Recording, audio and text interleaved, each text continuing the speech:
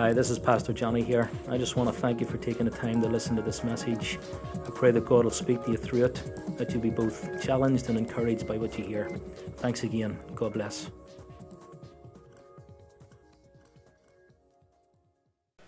Amen. Well, welcome to New Life City Church. If this is your first time with us, then we just want to give you a special welcome. And if you've got your Bibles with you, if you can turn to John chapter 21. John chapter 21. And hopefully we'll have the words on the screen. If you don't have your Bible or you don't have an iPhone or a smartphone and you got YouVersion on it, then we'll put the words on the screen for you. This has been our first kind of official week back since the Christmas week. A lot of people kind of getting back to work this week, and all throughout the week we had to waken the kids to get them back for school. We get up at around about 7:30 in the morning to get our kids ready for school, get their breakfast into them, get them washed, showered, and uniforms on and out to school. And so every morning this week, we've had to waken them. 7:30, they're lying snoring in their beds, and so we've had to waken them and get them up, and that's a struggle. I mean, it's a struggle in its own, you know, kind of trying to get your kids up. But after a Christmas break and trying to get into the routine of things, and they're still asleep, it becomes very, very difficult. But every morning this week at 7:30, we've had to go into the room and waken them up. Then Saturday comes. 6 o'clock in the morning, church. Can I sleep in your bed? 6 o'clock in the morning. Sunday rolls around, it's the exact same thing. What's that about? And it comes tomorrow morning and 7:30, they're going to be in bed, struggling to get up. That has absolutely nothing to do with what I want to preach on today, but I just wanted to get that off my chest. Amen. Someone said the definition of a preacher, just before I get into this here, the definition of a preacher is someone who keeps on talking when no one else is interested. I thought that was just the definition of Johnny Prentice, but that's just me, okay? Are we at John 21? Okay.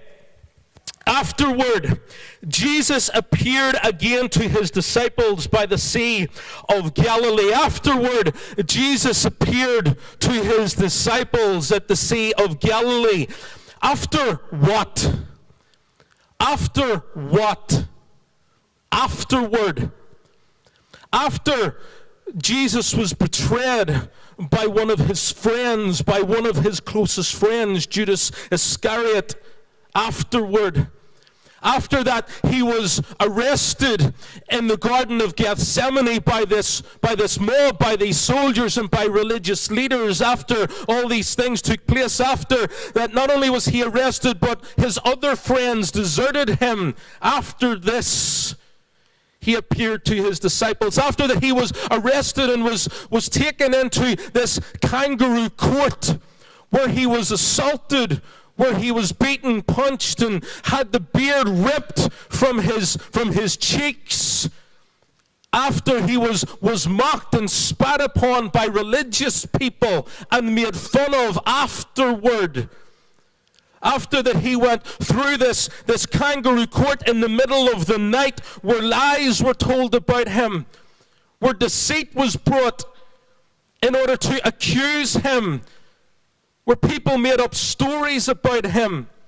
Afterward, after that the court had taken place, this kangaroo court that was an illegal procession, after that he was taken to Pontius Pilate. Afterward, and he was taken to Pontius Pilate, and Pontius Pilate doesn't know what to do with him, so Pilate sends him to King Herod, and Herod sends him back to Pontius Pilate. Afterward, and in the custody of Pontius Pilate, he is beaten, he is whipped.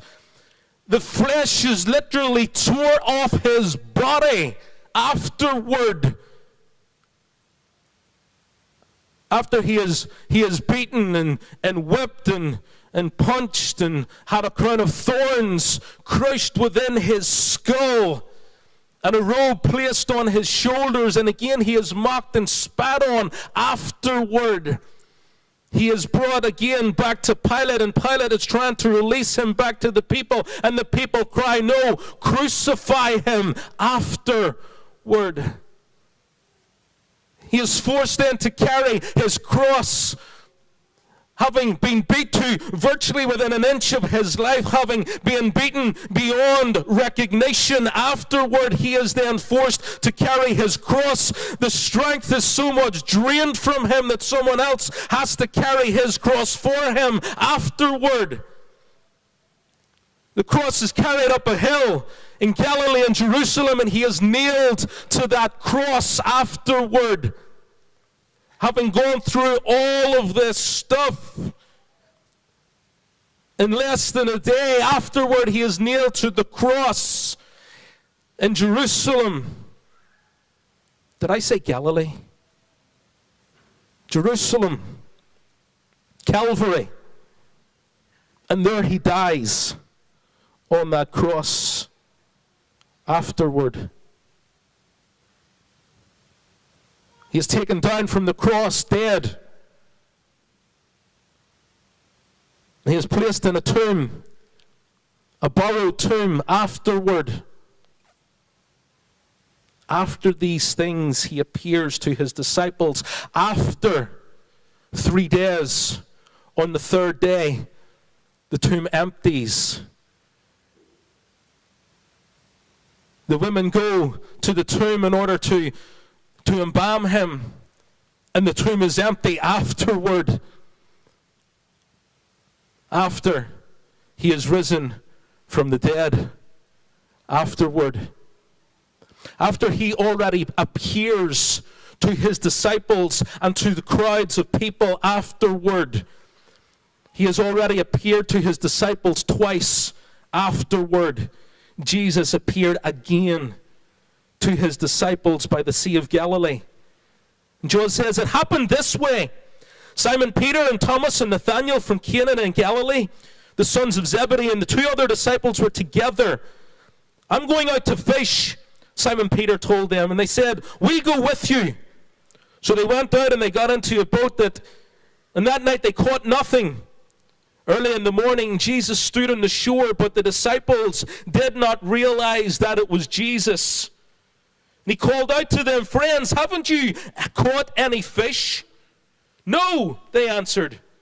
He said, "Well, throw your net out on the right side of the boat and you will find some." When they did, they were unable to haul the net in because of the large number of fish. Then the disciples whom Jesus loved said to Peter, "It's the Lord." As soon as Simon Peter heard him say, "It's the Lord," he wrapped his outer garment around him, for he had taken it off, and he jumped into the water. The other disciples followed in the boat, towing the net full of fish, for they were not far from shore, about 100 yards.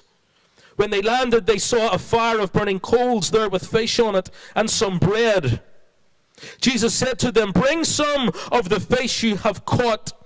So Simon Peter climbed back into the boat and dragged the net ashore. It was full of large fish, 153. But even with so many, the net was not torn. Jesus said to them, "Come and have breakfast." None of the disciples dared ask him, "Who are you?" They knew it was the Lord. Jesus came and he took the bread and he gave it to them, and he said, and he did the same with the fish. This was now the third time that Jesus appeared to his disciples after he was raised from the dead. When they had finished eating, Jesus said to Simon Peter, "Simon, son of John, do you love me more than these?" "Yes, Lord," he said, "you know that I love you." Jesus said, "Feed my lambs." Again, Jesus said, "Simon, son of John, do you love me?" He answered, "Yes, Lord, you know that I love you."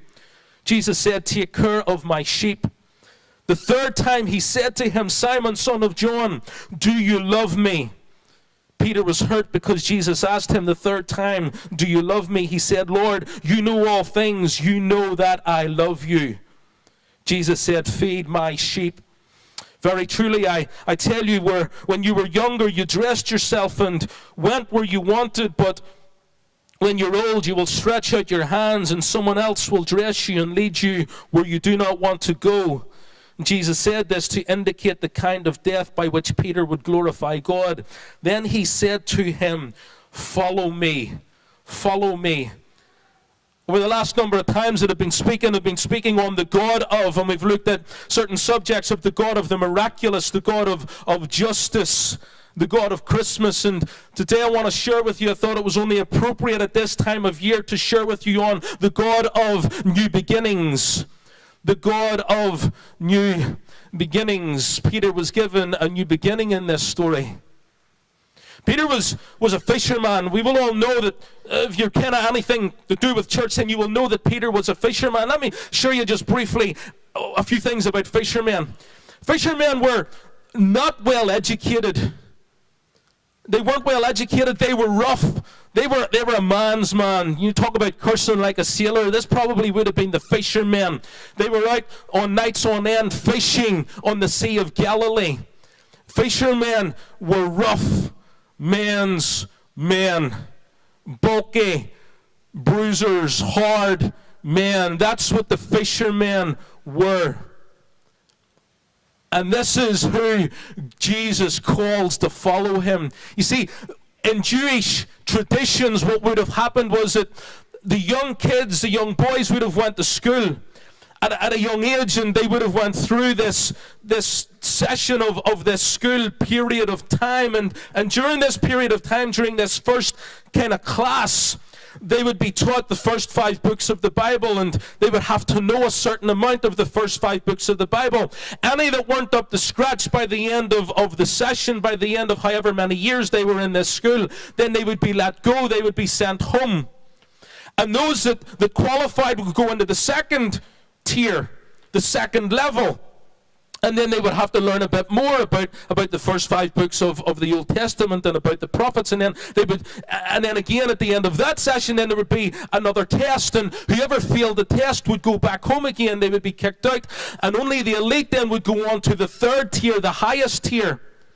And in the third tier and the highest tier, what would happen was that there would be another test. And then the highest, what would happen then in the highest of that tier is that there would be these rabbis who would have watched these kids growing up, who would have watched them being educated.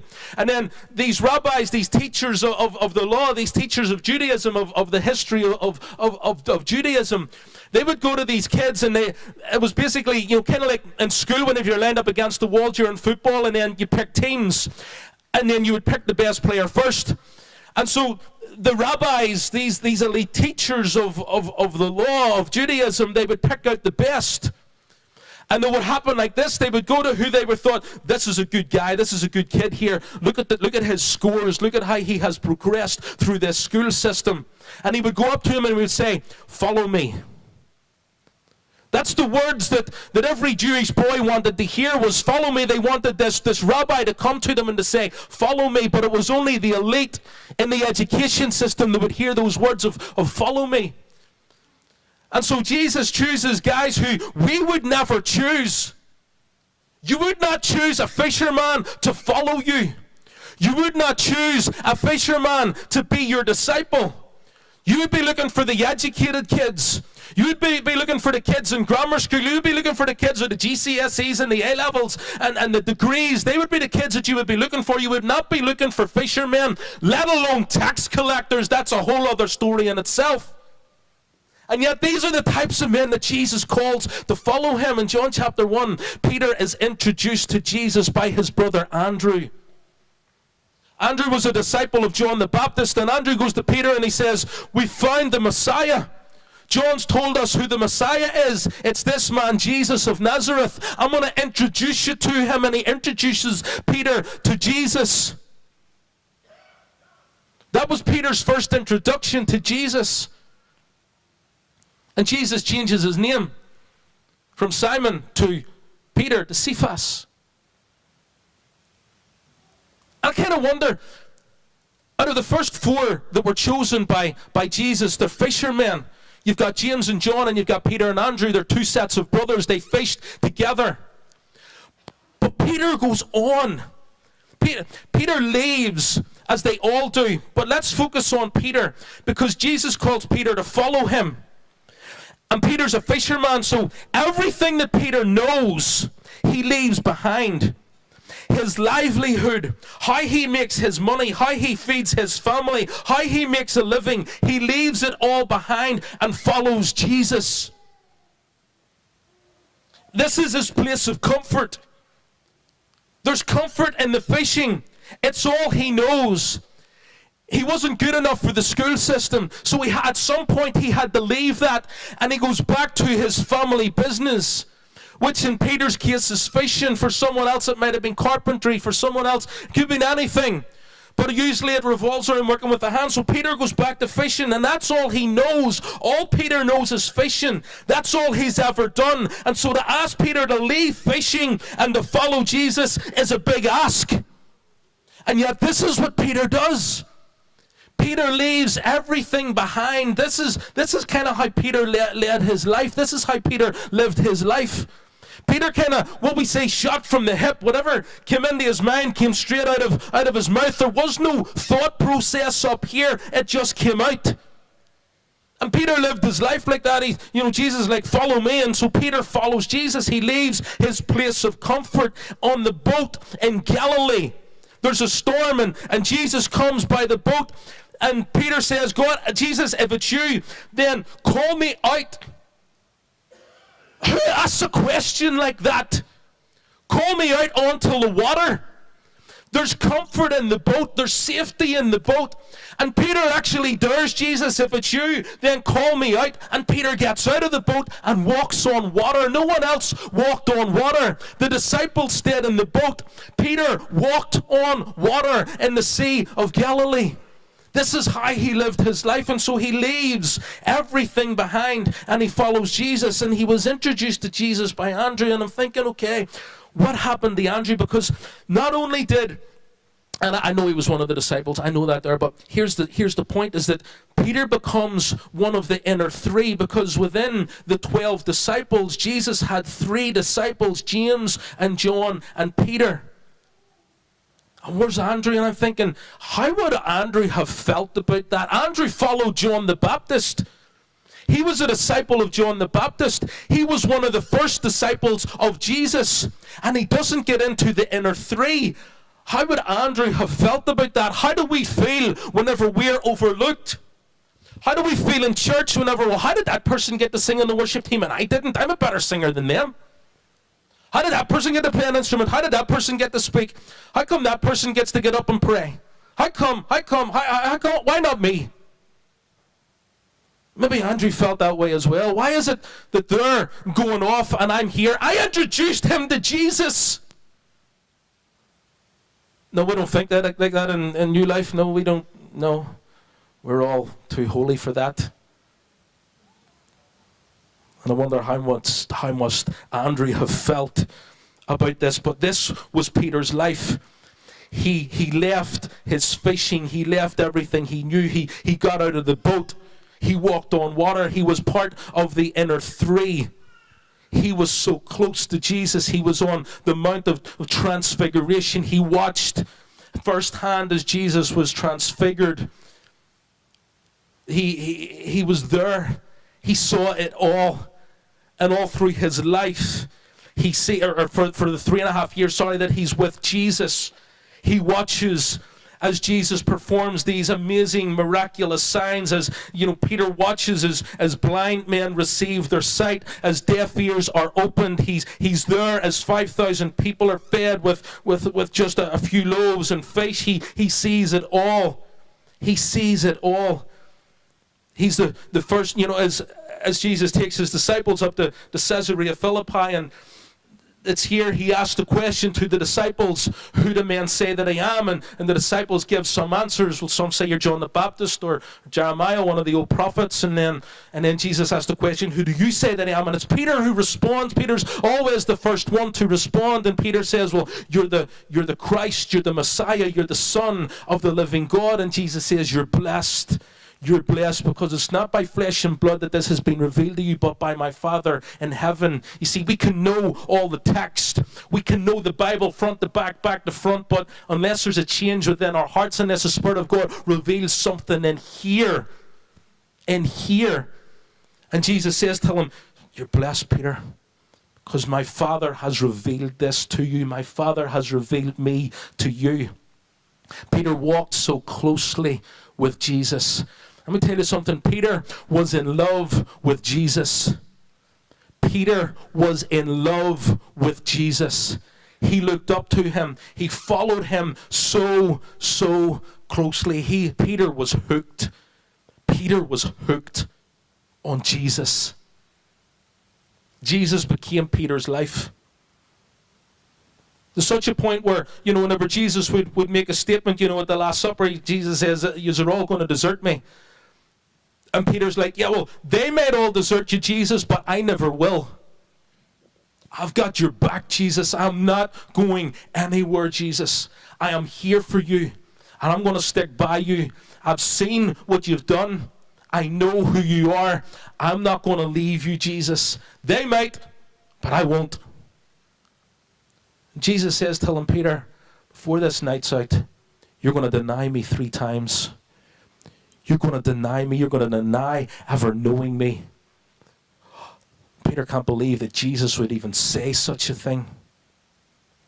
And they move to the Garden of Gethsemane, and it's here that Jesus is arrested. He is betrayed by Judas Iscariot. And Peter's the first one as they come in. Let's give Peter a bit of credit because he drew his sword. Took an ear off one of the soldiers. But Peter doesn't get the response from Jesus that he wanted.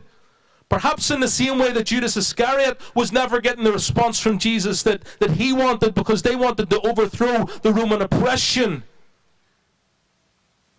And maybe there was something in Peter's mind in the same way in Judas Iscariot that this is a chance. Let's rise up and fight against the Romans. Let's overthrow the Roman oppressors by violence.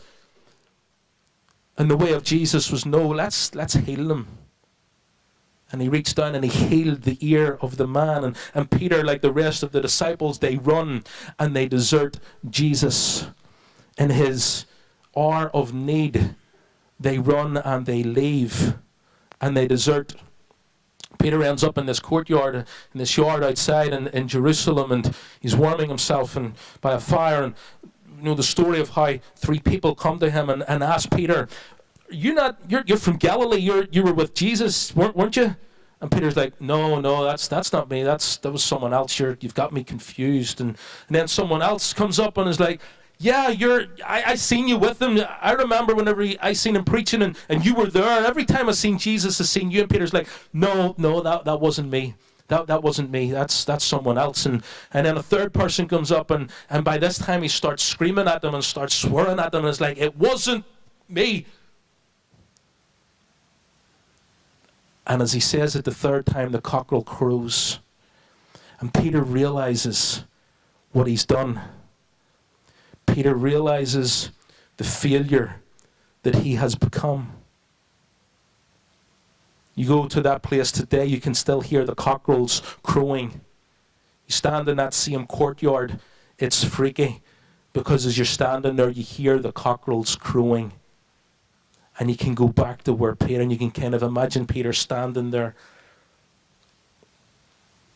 and realizing, I've failed. I've failed. I've just went and messed up big time. You ever been in that place? You ever been in that courtyard where you realize, I just went and messed up. I just went and done something that I don't think Jesus could ever forgive me for. I don't think there's any coming back from this. I think I've messed up that bad that there's just no coming back from this. This is just too much. This is just too big, even for God. And sometimes after those circumstances, what we tend to do is, well what I'll do is, I want to still come to church, so I'll come to church and I'll sing songs and I'll listen to sermons and I'll go home again, but but there's no way that God would want to use me again after what I've done. There's no way that God would want to call me again after what I have done. So we'll just watch. Peter that night was a failure. Peter that night messed up. And over the next few days then I kind of wonder what must have been going on in Peter's head. You know, Jesus is taken down from the cross. He's dead. He's in a tomb. And the followers of Jesus, they're in this room and they're like just numbed by everything that has happened. Because they weren't expecting it. Even though Jesus had told them this is what's going to happen, they weren't expecting this to happen. And I can imagine just this numb feeling that has come over a lot of them, and they're questioning, what happened? I mean, it was just a week ago we were coming into Jerusalem, and everybody was cheering for Jesus, and now he's dead. We've been following him for the last 3.5 years, and he's gone. What do we do next? And I can imagine Peter thinking in his head, and maybe he didn't even tell anybody, maybe he carried it in his own heart, and he's like, I failed him. I failed him. I can imagine him just sitting by himself in a crowded room, and all he has is his thoughts of failure. I failed Jesus. And I can imagine him playing over and over again over the course of those few days. Playing over how that Jesus first called him, how that he first met Jesus. I can imagine him playing through videos in his mind of everything that Jesus done with him, everything that Jesus done for him. I can imagine him being back on that mountain and watching 5,000 people being fed. I can imagine him watching Jesus open blind eyes and cause deaf ears to hear. I can imagine him playing through all those videos in his mind of everything that he went through with Jesus. And then I can imagine him turning his attention to the courtyard, to the point of his denial, to the point of his failure. And the point of his failure overshadows everything that took place the 3.5 years before. The point of his failure, the scene of his failure, takes precedence in his life. And he's carrying this in his own heart and his own spirit.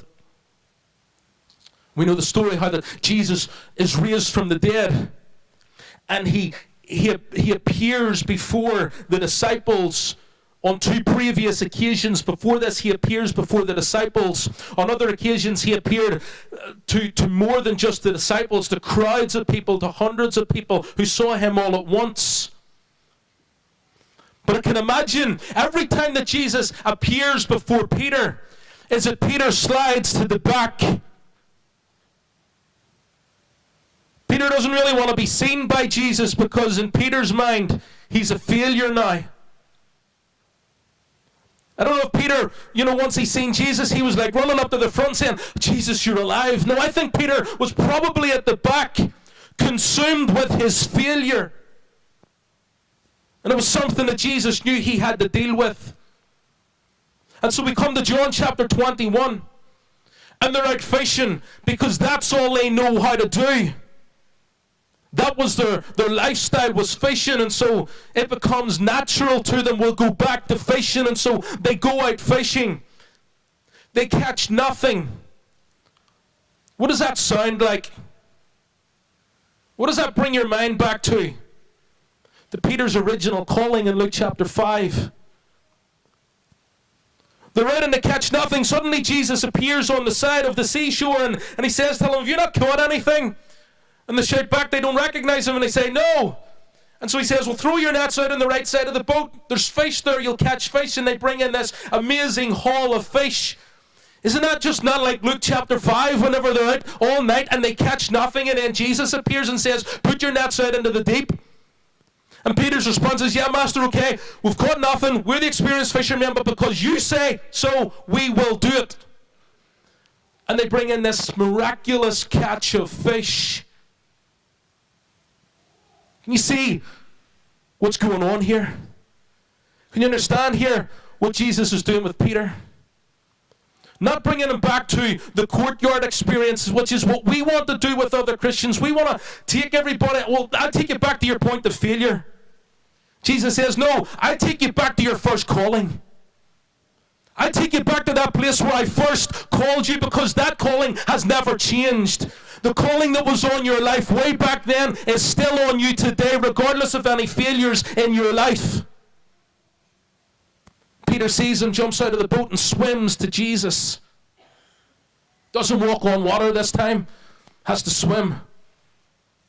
Swims to Jesus, and Jesus is already there with a fire going, with fish on the fire. And the Bible points out that there was bread there. And as the disciples come, it's like, bring some of your own fish. This is my fish, you bring your own. So Peter has to run back to the boat and get the fish. They bring the fish to the fire, and Jesus breaks bread. Breaking bread is a sign of forgiveness. When we come here in the morning, we break bread. We remember Jesus Christ, who cried out, Father, forgive them, for they know not what they do. And Jesus is basically saying to the disciples, you're forgiven. For straying, for walking away, for deserting, for failure, you are forgiven. And in the breaking of bread, he is saying to his disciples, I forgive you. But there's a lot more work needs done in Peter. So he turns to Peter after the finished eating, and he says to Peter, Peter, do you love me, Peter? And Peter's response is, yes, Lord, I love you. And the second time he asked the question, Peter, do you love me? Can someone tell those outside there, please be quiet? The second time Peter says, do you love me? And Peter responds again, yes, Jesus, I love you. And then a third time, 3 times Jesus has to ask the question, Peter, do you love me? Yes, that's the equivalent of how many times that Peter denied Jesus in that courtyard. 3 times he denied, 3 times he was asked the question. But the first time that Jesus, in fact, every time that Jesus asked the question, Jesus uses a certain word for love. It's the word agape. You see, we've only got one word for love. So whenever I say, I love my family, it's different to I love my wife. There is a different love. I love my friends. It's different to I love my family. It's different to I love my wife. And so there are different words, there are different types of word for the word love. And so whenever Jesus is speaking to Peter, and he says to Peter, Peter, do you love me? Jesus uses this word agape. Agape is like the greatest love that you can ever experience. It's the love that God has for us, for God so loved the world. Agape love, unconditional, sacrificial love. It's the greatest love, and Peter understood what Jesus was getting at. And Peter's response is, yes, Lord, I philo you. I philos you. Brotherly love. It's where we get the word Philadelphia from, the city of brotherly love. So Peter wasn't responding with, I agape you, Jesus. And that's what Jesus was looking for. So a second time, he asked the question, do you agape me? Do you love me with an unconditional, sacrificial love, the same love that I have for you, Peter? And Peter's response the second time is, brotherly love. If this had been the old Peter, Peter would have been, yes, Lord, I agape you with all my heart. I agape you, Jesus. Those others may not agape you, but for me, I agape you, Jesus.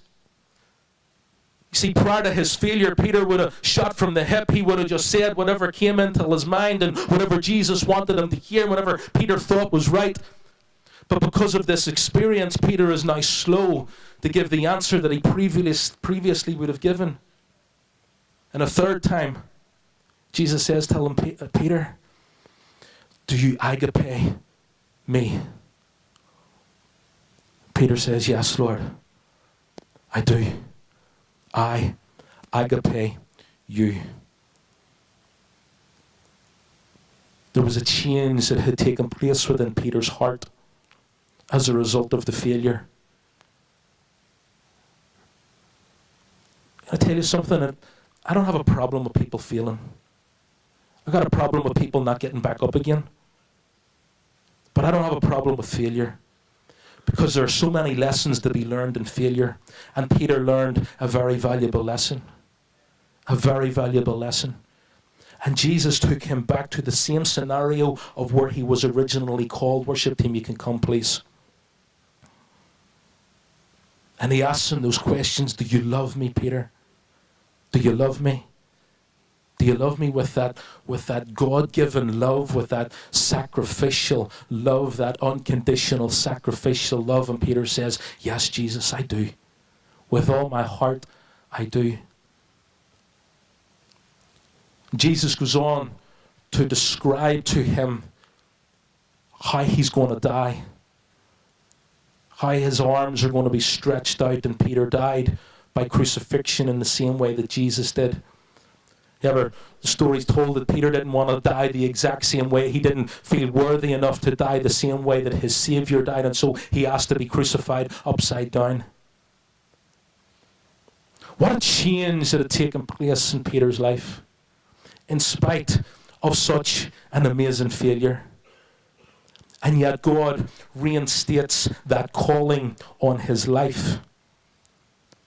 And Jesus, having prophesied how he's going to die, having spoken into his life of what's going to happen to him in the future, and finishes with the amazing words. Maybe you'll not get it. Maybe I'll just get it. Follow me. Follow me. Follow me. Thank you for listening to the New Life Weekly podcast. For more resources, follow us on our Twitter feed at NLCC Media, or subscribe by sending an email to blog@nlcc.media.